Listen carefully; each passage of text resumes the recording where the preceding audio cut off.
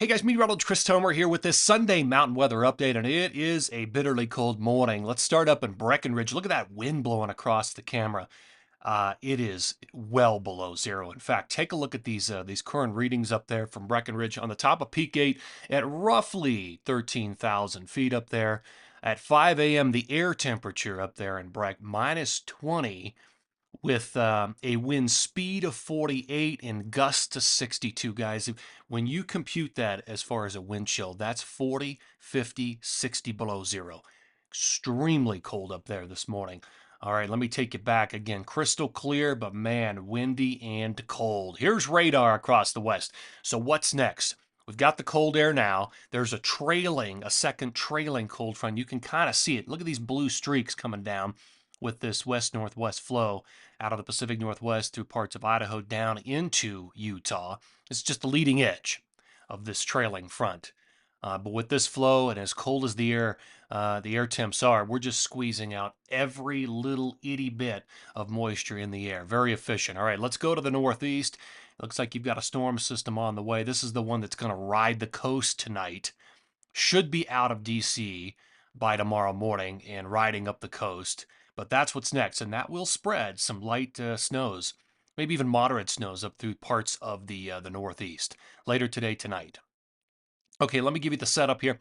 So this is the same satellite view I used yesterday morning because it really shows the cold air. This is an infrared, and so let me just draw the Arctic air mass that's in place here. You can see it with these blues.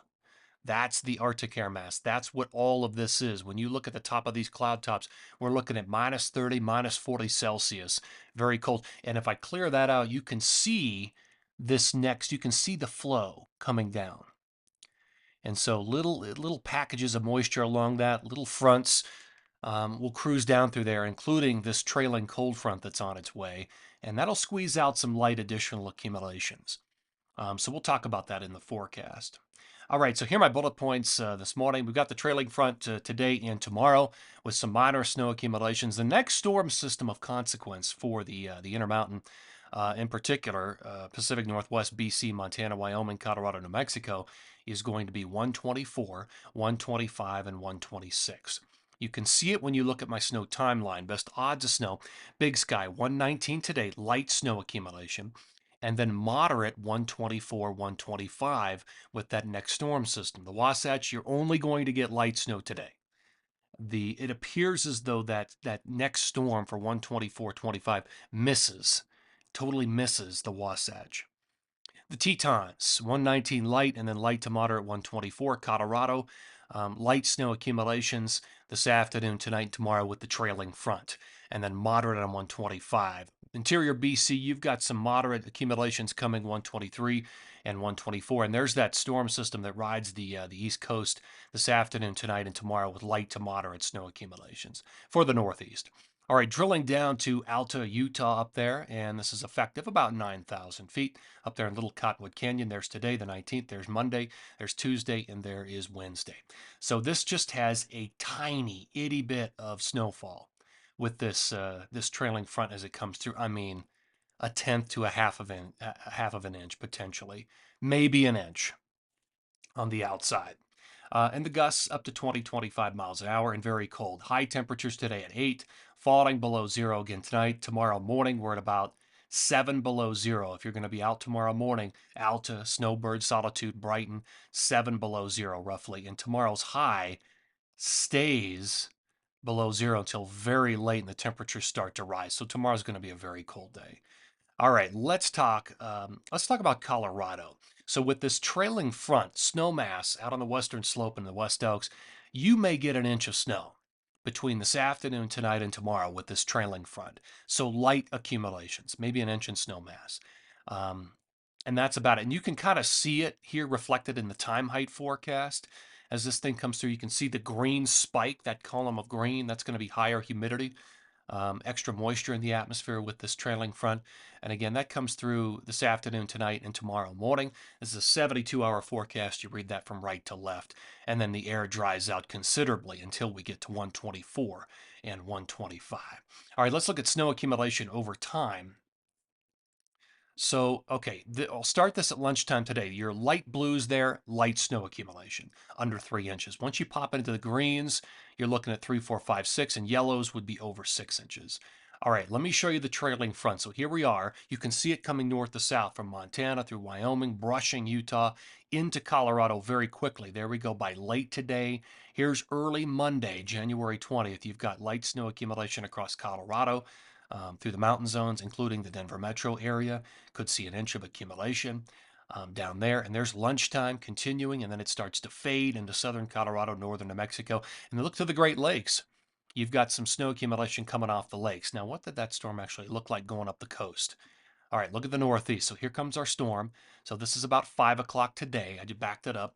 You can see we could potentially see 3, 4, 5, 6 inches through some of the interior spots of the East Coast, and maybe Philly, New York City, all the way up through Massachusetts. Look at that snow accumulation, 3, 4, 5, 6s, and then that storm moves away. Okay, let's move ahead in time. Here we are by early Tuesday morning. Look at that snow down over the Gulf Coast. This is a big deal. So Houston could see 3, 4 inches of snow and some ice. Louisiana, down in New Orleans, they've got 4 inches of snow in their forecast through New Orleans, believe it or not. You can see that snow accumulation there across the coast. All right, here's 5 p.m. on Tuesday. It's continuing down there. Look at that snow potentially through the panhandle, the extreme panhandle of Florida. That's how cold this air mass is. All right, let's move ahead. Here's early morning, 5 a.m. on Wednesday. Here comes a little area of snow coming down through Montana and Wyoming. Here's late on Wednesday. That moves into the Midwest. All right, here's 11 a.m. on Thursday. Late on Thursday. Here's the early morning hours of Friday. Now look to the north. Here comes our next storm system. Look at the snow, the light snow accumulations up there in parts of BC and Alberta. That drops down to the Montana. Look at some of the greens popping, could be over 3 inches. There's 5 p.m. on Friday. There it is dropping down through Wyoming into the central and northern mountains of Colorado, Denver and the Front Range. And yes, there's going to be accumulation again across the Front Range. Look at some of the greens popping up there across pretty much all the central and northern mountains of Colorado, 3 to 6 inches maybe. And then that drops down into southern Colorado.